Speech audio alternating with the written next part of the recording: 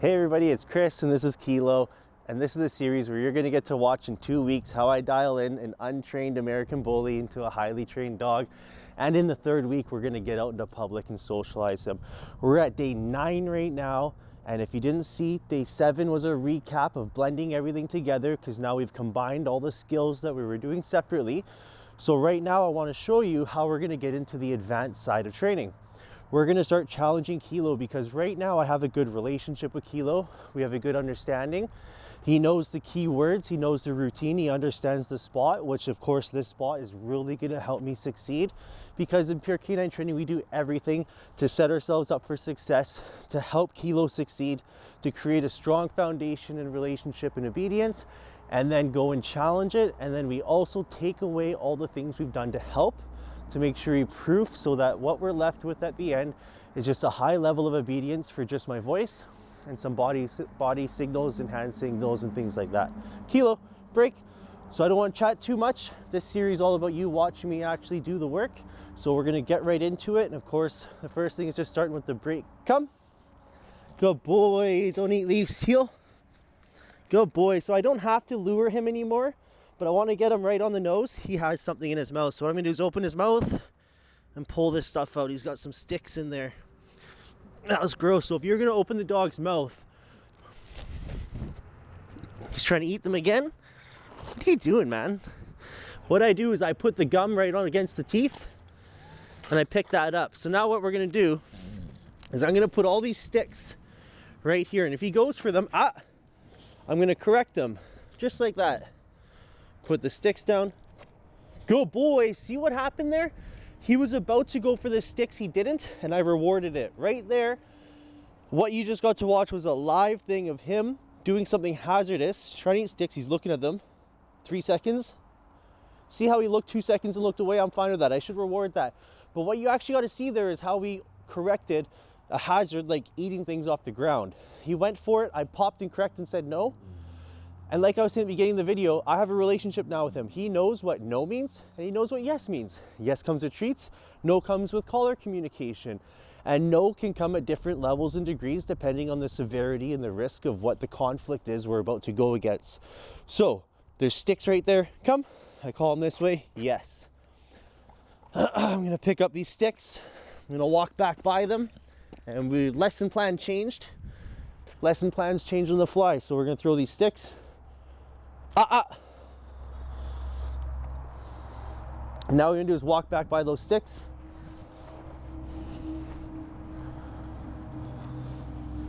Good boy. Your dogs are very perceptive. They know they're there. He knows he just walked right over them.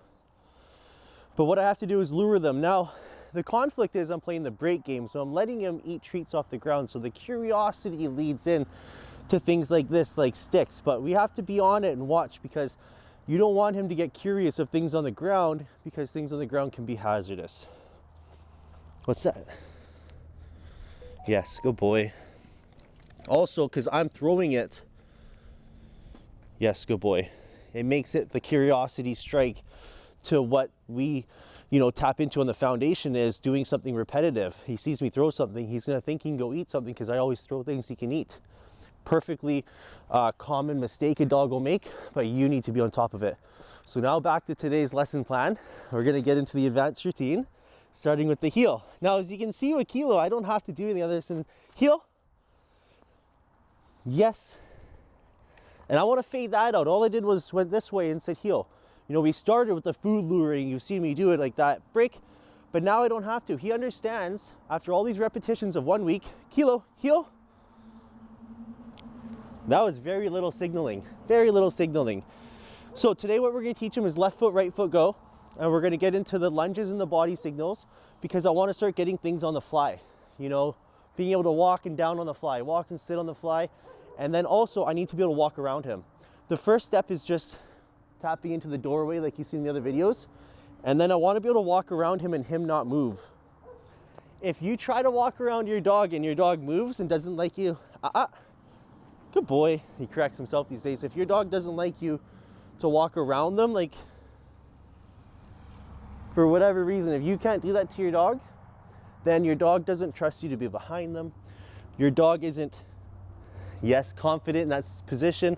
See what just happened there? I dropped that treat, but he knows not to go for it because I corrected him for going for it before. I'm gonna pick him up. But what happened was when I recognized he almost did and went back, I rewarded him for his decision there. This is advanced training and you get to see it in real time. When you can recognize your dog making a decision himself in a situation that we're trying to work on, not eating sticks and things off the ground, that's awesome. Reward from that. He now needs to be just focusing on me for treats. You're gonna see in week 3, I no longer throw things on the ground and he's no longer allowed to eat things off the ground because he will understand what the B word means. I can't say it because if I say it, he'll do it and my words are sacred. But in the 3rd week, when I say it, he'll go ahead. And it's not gonna be because I threw a treat, it's because he understands training is over and I get to go adventure. So what we're gonna do is we're gonna heel, sit, step out with my right foot, step back 1 foot, step back in, pivot back, yes. There's the first association. Now we're gonna repeat that. He sees this, he sees this, Now he moved forward a few inches. I have to move him back. So what I'm gonna do is reset him because dogs are very perceptive, as I've said. If I was to leave him up there, he would think it's a new command. I need him to know he's repeating it, so I move him back. If you want to learn the long form of the reasoning for that, it's all in my course. I step back, he doesn't move. I'm gonna do 1 more step back because he keeps failing with that one. I wanted to challenge it and go back to him, pivot back. Now the goal of this is to be able to walk around my dog. So I step out, step back, and now I do the lap.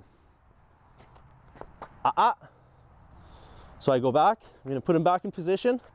Sit, good boy. Repeat. Now I only made it to there, so I'm gonna go. And then reward. Pure canine training is all about doing things in systematic steps to help your dog understand, recognize, and tap into, oh, I know what he's doing because he's done this so many times before.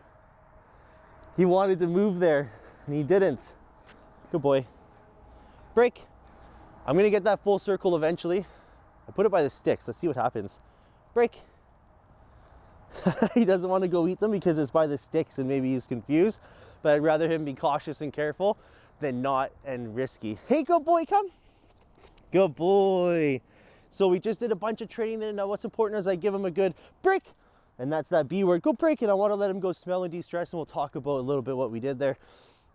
With being able to walk around our dog at distances, that there leads into the stay. I want him to have a strong stay.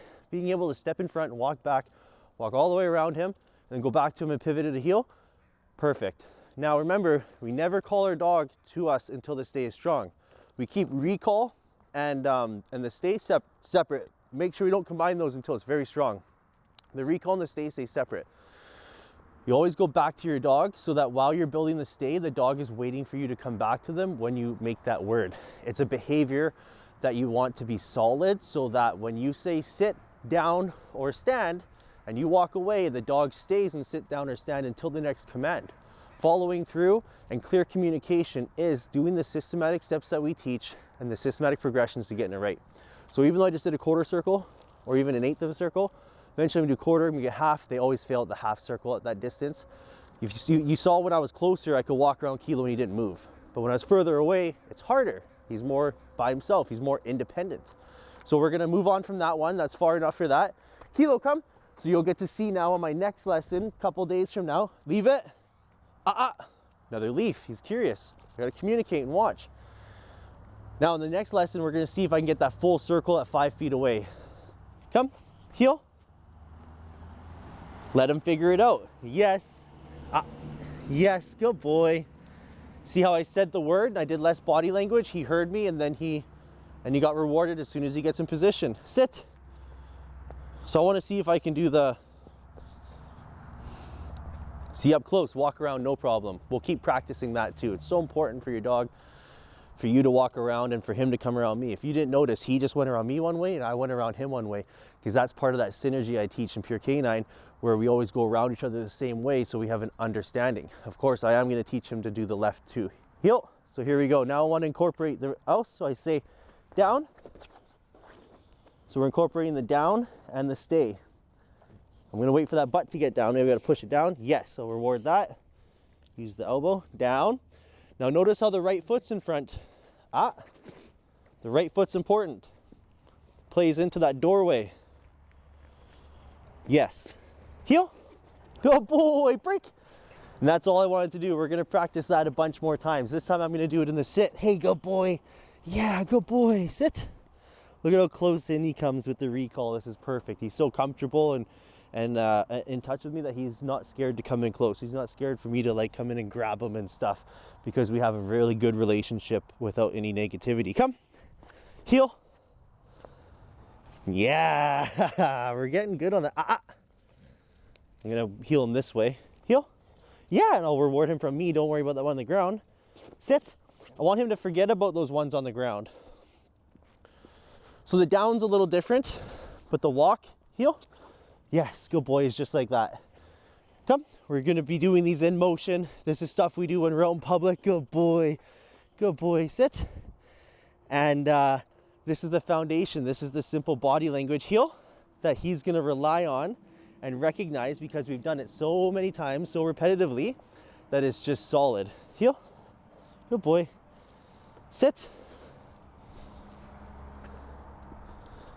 Good boy, heel. So now with that signaling there, I want you to watch this, and this is gonna be the free tip I'm gonna give you at the end. We're gonna teach him left foot go, right foot stay. So here we go. So he understands inside foot go. So now with the doorways, I've already taught him that. And I hold the leash like this, because if he does try to come with me, I pop him. So now I'm not gonna say anything, I'm just gonna, and I'll reward that. Now I'm gonna help him with this one and say, heel. Yeah, good boy, and reward him. And now with this one, I'm just gonna, yeah, good boy, and then reward him. So now we're not gonna say anything.